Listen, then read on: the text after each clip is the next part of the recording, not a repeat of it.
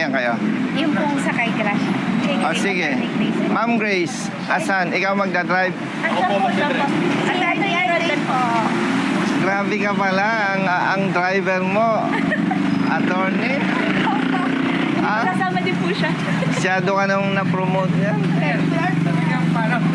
Sige, sige. Nasaan na? Brother, alam mo yun eh. Ako susunod sa'yo. Dito raw yun eh. Diretso lang po ito, sir. Diretso lang. Diretso po.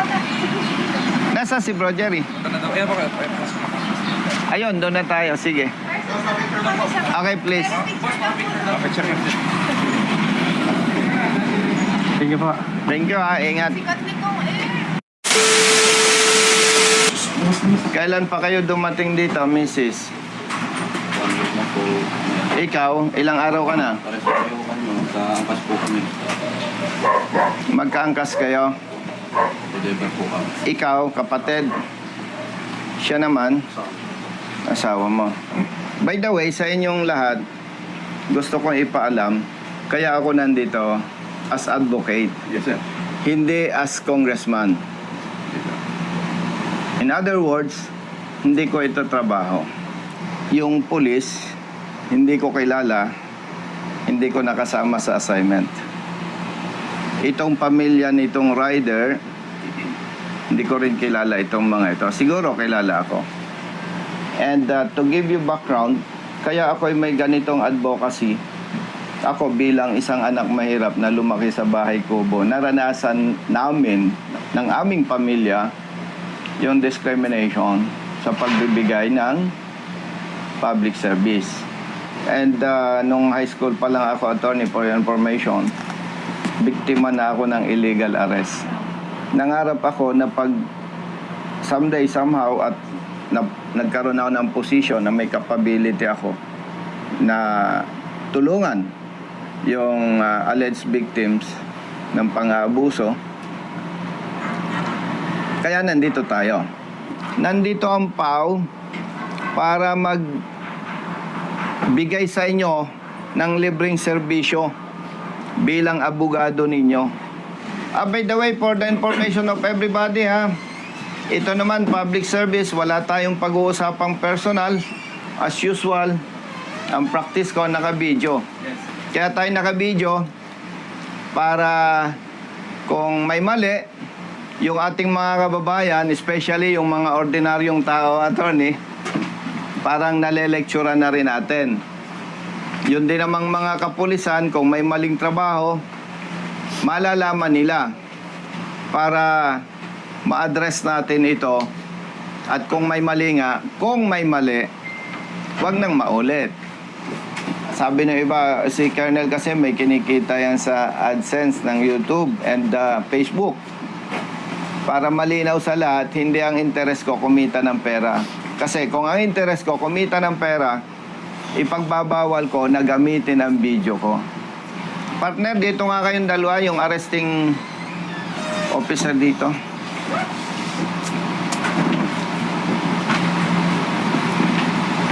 Okay, dahil late yung isang arresting officer, papaalam ko sa lahat, kayo hindi ko kilala, hindi tayo nagkasama sa assignment. Yun naman pamilya nitong arrested person, hindi ko rin kilala. Nabanggit ko yan to inform everybody na wala tayong personal issue dito. Brothers, for your information, may kasama akong lawyers from PAW. Para, siyempre, ayan ay naisampa na ang kaso according to your chief. At yan naman, kahit hindi pa naisampa ang kaso, hindi ako pupunta para arborin o hingiin ang kaso. And as SOP, napakaganda ng ating government, mayroong in-establish na Public Attorney's Office. Kasi alam natin, marami sa ating mga kababayan walang kakayahang kumuha ng sariling abogado. At yung kasama ko, si Colonel Banastaw, siya ang Provincial Chief ng Internal Affairs Service dito sa Quezon Province. At ang mandato naman niya, alam natin, kung may mali sa trabaho ng pulis, sila mag-iimbestiga at sila magre-rekomenda ng kaukulang administrative sanction or punishments against police officers involved. So, nandito tayo hindi para ako ay mag-imbestiga. Gusto ko lang initially malaman yung aligasyon ng arrested person. Taga saan ka? Santa Rosa na yun. Santa Rosa, Laguna. Ikaw ay delivery rider. Lalamog po. Lalamove. Yung item, ano yung item? Ibon po. Ibon. Anong klaseng ibon? Martinez. Martinez, sir. Martinez. Kung Martinez yung item, anong batas ang nilabag? Republic Act 9147, sir. 9147. Wildlife Act natin, sir. Wildlife. Act. Kung ako ang umorder ng ibon, nag-booking ako. Opo. Tama. Opo. Ibig sabihin, kung ako ang umorder, hindi mo ako kilala. Hindi po. Parang nakatambay kang ganon somewhere. Opo. Oops, may nag-booking. Booking. Opo. Tama po. Inaccept mo. Tama. Pinuntahan mo yung item. Opo. Pinick up mo. Opo. Saan mo pinick up? Silang Cavite po. Silang Cavite. Yung pinick upan mo, tindahan or pribadong individual? Bahay po. Bahay. Pagdating mo doon, ang nakausap mo, lalaki, babae. Lalaki po. Anong sabi sa'yo? Yun daw pong, ito na daw po ang pick upin ko na order no nag-book. Okay. Siyempre, in good faith ka, hindi mo naman kilala ang umorder, inaccept mo. Opo. Kinuha mo ang item. Opo. Tapos, base doon sa booking, saan mo i-deliver? Lucena City po.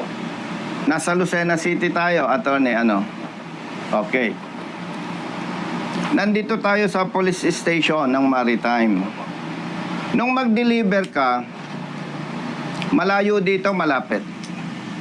Malayo po. Saan lugar? Paglabas po dito sa kanto, yung pong parang diversion road, yung meron pong building doon na parang lechonan, ICAS lechon. Doon po mismo sa ICAS lechon sa labas po. Dahil ikaw ay rider, nakakaintindi ka, humigit kumulang ilang kilometer. 500 meters po. Okay. 500 meters. No? Parang kalahating kilometro. Okay. Pagdating mo, sino ang nakaharap mo? Yung pong umorder, yung pong bayad, yung pong bumili. Sino? Si Sir Igea po. Nung kaharap mo na siya, anong naging pag-uusap ninyo? Bali, tumawag po sa akin yung in-orderan niya. Kaya wala daw pong Gcash si Sir. Baka pwede daw po ako na lang ang mag-Gcash. Ikaw, sige po, pwede naman po ako mag-Gcash. Pero sabihin niyo po sa kanya, tawagan niyo po siya para maibigay po sa akin. Ngayon po, nung nagkausap kaming ganon, binaba ko na po yung telepono, yung cellphone ko po. Naantay ko po na tawagan siya. Pagdating doon sa destination, automatically, siya ang nakaharap mo. Opo. Brother, paano mo nalaman na may deliver siyang ibon?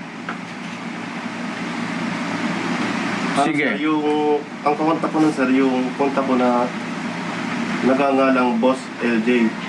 Siya bali, sir, yung nagbibigay sa akin ng info kung nasaan na, sir, yung item, sir. Oh. In other words, alpha mo yon. No, sir, hindi ko, yun, sir, ay, May communication ka sa kanya. meron, sir. Siyempre, Yes, sir, kung ako nagbibigay sa'yo ng info, yes, sir, may communication na. kung nadadala namin, sir. Opa. So, ibig sabihin, may umorder ng item, nag-booking, sa salitang Tagalog, ang malas niya, attorney, siya ang nakatanggap ng booking. Okay? Tapos, nung i-deliver niya yung item, ikaw na ang sumalubong. Tama? O, si attorney. Tapos, ang nagsampa ng kaso, sino? Ikaw na rin. Anong participation mo, kapatid? Arresting officer, sir. Ikaw ang arresting officer. So, ikaw ang umaresto. Oh, very clear. Attorney, ikinulong nyo si Siyempre, kinulong nyo, hindi nyo pinalaya eh. Technically, kinulong nyo na rin yan. Sinampahan nyo ng kaso na dapat naman tinanong ninyo, ikaw ba ay may kukuning abogado? Wala po. O sige, proceed tayo sa PAW. Ma'am, arestado itong tao na to. Kailangan po niya ng abogado. Mag-provide kayo. Dapat ganun ang ginawa. Tama po ba? Dapat ganun ang ginawa nyo. Hindi ko kayo hinahamak, mga kapatid na pulis. Pero nakikita ko, hindi kayo galing sa mayamang pamilya. Ibig sabihin, dalawa ang maaring dahilan bakit kayo nagpulis. Pangarap mong maging pulis para maging public servants. Ikalawa, para may maayos kang hanap buhay. Pambira naman. Maawa naman kayo sa katulad ng mga ito. Oh. Kaya ng konsensya ninyo? Ha? Chief, tinanong mo ba sila kung anong nangyari? Yes, sir. O anong kwento sa'yo? Yun nga, nagkaroon ng transaction. Ito yung dumating. Oh, Ang depensa nga. sige, diretsohan tayo dahil official ka naman. Yes, sir. Do you think hindi siya biktima? Parang ako lang may sige, baka hindi mo naintindihan ang sistema ng Lalamove. Yes, sir. Nakatambay ako dito. May nag-book. Uy, layo naman. Pero okay na rin. Kikita ako eh. Actually po, Click. booking ko tatlo. Isang San Juan, Batangas, isang Lucena, tapos kung papunta na po ako dito, ang daan ko po kasi is Patagaytay, pumasok po yung booking na Silang to Lucena. Ay kukunin na natin to, total pa Lucena tayo. Tama. Di, para hindi ako saya, kinuha ko po yung Silang to Lucena. Di ba sa system ng Lalamove, Opo, may booking yan? opo, Pinadala mo sa office yung kopya, no? Opo. Yung screenshot. opo, pinipicture Hmm. po yan. And at the same time, Lalamove can provide official document Opo, or certification. Oh. Chief, may responsibility ka. Yes, sir. Kailangan alagaan mo ang tao mo. Yes, sir. Sir, bali, kaya nga sir, in-cross namin yung kaso para ma-investigate kung may sir. Kasi Ay, nasa nako. ang depensa niya, nasa yung gano'n mo. Yan, oh. Na-ebidensya siya.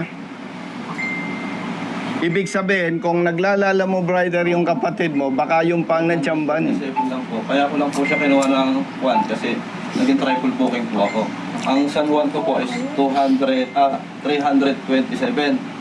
Tapos ang isang Lucena ko po is 500 plus. Ginawa na ni customer na 600. Di may 900 plus na po ako. Ngayon, pag papunta po ako dito, pumasok po yung booking na Silang to Lucena. Sabi ko, kunin na natin to.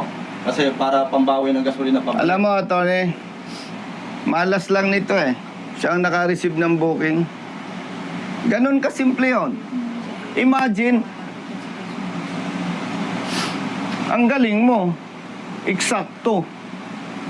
Kung ako yung pulis, may asset ako, order ka, pa-deliver mo dito. O, huli ka. Balik ka dito, labag sa batas yan. Sasampahan ka namin ng kaso. Imagine. Ha? Kaya ng dibdib nyo? Pambira. Grabe kayo. Kaya ng dibdib nyo yan? Pamilyadong tao.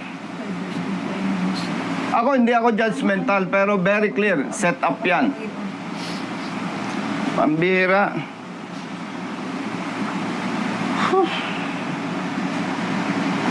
Grabe kayo. Buti nakakatulog pa kayo.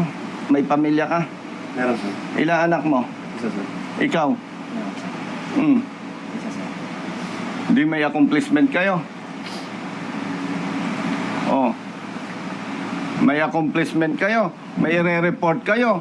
May arrested person kayo? Wow!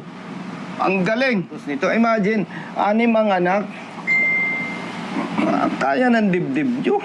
Alam nyo, yung mahihirap na tao, isang araw lang walang hanap buhay, gutom ang buong pamilya. Imagine, ang bigat, ang grabe ang dibdib nyo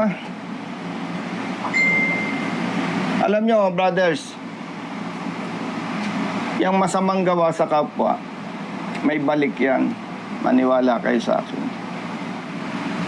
Ako, dati akong pulis ha. Hindi ako kaaway ng pulis. Kaaway ako ng tiwaling pulis na hindi tama ang ginagawa. Imagine. O ano sabi sa inyo sa prosecutor's office? Napipili po ako. Ang una po is, kung lalaban daw po ako is, mga 1 week, 1 month daw po o mahigit pa ang magiging proseso, pero ililipat daw po ako sa kulungan. Ngayon, yung pangalawa daw pong option is aminin ko na lang para 1 week po ma-process na, dito na lang daw po ako mag-i-stay sa kanila. So inamin mo. Inamin ko para po mapabilis talaga ang proseso. See? May maliit akong bata na 5 years old. See? Bali sir, wala pa po tayong kopya ng inquest resolution. Nasaan yung inquest resolution? Napadalhan na po kayo. Kasi nagtanong kami Thursday daw po. Eh, tapos na. Last week. Wala pa sir, kasi ang sabi sir, hinihingan siya ng indigency para magawa yung resolution para mapababa po yung pensa. Kaso nga lang po nung dumating na yung indigency, late na po. Holiday na po. Tapos pati. nag-holiday po ng Friday sir. Maniwala kayo sa akin. Maniwala kayo sa akin. Hindi po pwede ang kay General Torre. Maniwala kayo sa akin. Ang gusto niyan trabaho, yung tunay na trabaho, hindi ganyan. Kapareho din yan sa drugs eh. Yung ginagawa ng iba eh. Iba lang ang item. Sa ngalan ng public service, hindi natin ito pwedeng patagalin. Sa katulad nila na walang pinag-aralan, mahirap lamang na tao, isang kahig, isang tuka, stressful masyado yan. Dahil wala kayong maipakitang resolution, hepe, with your personnel and arrested person and his family, punta tayo sa prosecutor's office. Walang violation doon. Tama ba, attorney? O kaya, let's go. Halika kayo. Floor sir. Anong floor? Fourth floor. Fourth floor? Sige, fourth floor. Okay, sir. As far as 1, 2, 3. Okay po. Salamat po. Yes, ayun na. Muna na po kayo sa elevator. Salamat po sir. Okay, thank you. Thank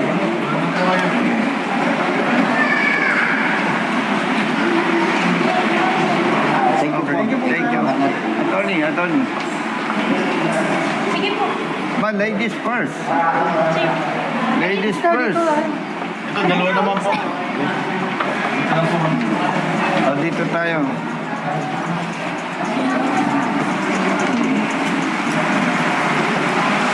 Saan yun?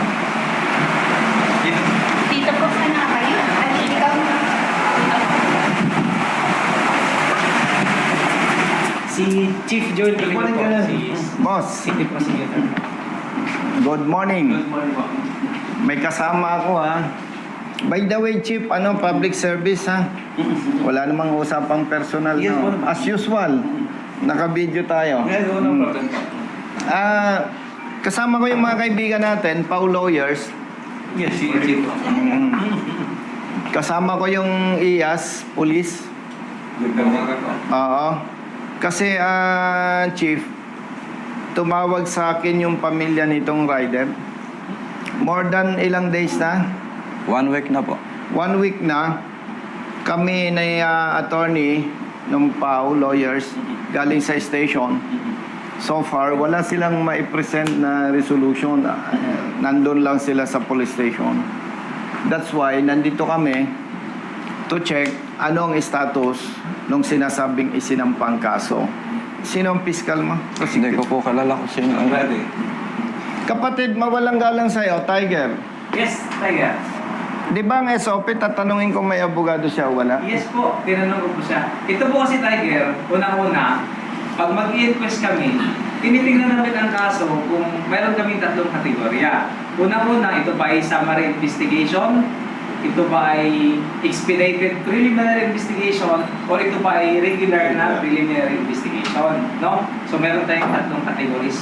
Itong sa kanya po ay pumapatak ito ng summary investigation. Nung tinignan ko ang kanyang kaso, violation ng Section 27 ng RA 9147, ang parusa sa kanya dito ay pagkakakulong ng 10 araw hanggang 1 buwan. So mabilisan ito. Hindi ito yung ano na talagang tatagal ng gusto. Chief, dahil yan ay nandyan na, naisampa na ang kaso. Naisang pa na itong kaso noong June 5. Ngayon kung may resolusyon na at ito'y na-file, pwede na po kayong magpiyansa. Sinabi ko po sa kanya yan, Sir, meron po ba kayong certificate of indigency para mapababa yung piyansa? Kasi kapag may certificate of indigency, pinaliwanag ko po sa Opo, inyo. yan, di opo. po ba? Natatandaan ko po yan. Ang Pinaliwanag magiging niya. pensa yung pinakamalaki ay 10,000. Opo. Or kung mas maliit doon, halimbawa kung ang nakalagay na pensa, katulad dito ay 12,000. Opo. At magsasubmit ka ng certificate of indigency, magiging 6,000 na lang po ito. Opo. Pinaliwanag ko sa kanya, Sir, nasabi mo sa akin na kayo ay delivery rider lang.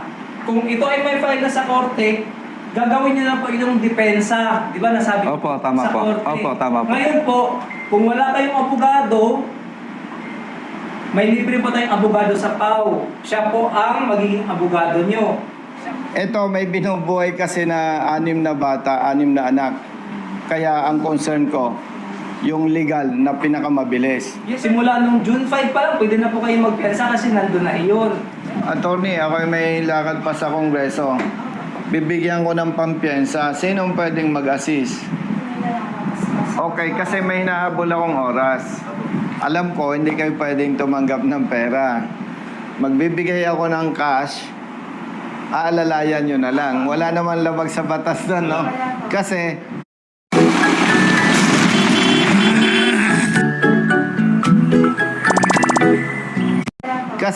gusto kong linawin sa inyo kung bakit nire-request ko sa katulad nilang hindi nakapag-aral, yung pinag-uusapan natin, hindi nila maintindihan. Kasama po namin nandito lang po sa Oo, ganun na lang. I-assume natin na ma-approve yung reduction ng bail. So, 6,000. Ilang araw ka nang wala nga nabuhay? 6 days po ngayon. Bibigyan na lang kita ng 6,000 plus 6,000 pampiyansa. Di 12,000. Dagdagan ko ng 3,000. Di 15,000. Brother Matt, bigyan mo ng 15,000 yan. Ay, kung yun nga pala po tungkol sa motor ko na kuha, ano po pwedeng ikuha doon para ma-release din po? Attorney, yung motor niya, hindi pa marirelease yun. May motion to release po, kailangan ng request po yun na motion to release motor vehicle. May mga proseso din po nun. Oo nga, may proseso yun, pero gaano katagal yun? Sila, i-assist din po ng abogado na handling ko yun. Kayo na mag-assist. Kasi nasa court pa rin po yun. Yes, ma'am. Sa office po. Kailangan po po namin ng certificate na na-impound sa kanila. Tapos po ay mga ORCR, picture po. Saka gagawa pa po ng affidavit po. Sa inyo na nakapaalam. Sino ba yung Hindi po. Kapag- ba sa record na meron motor?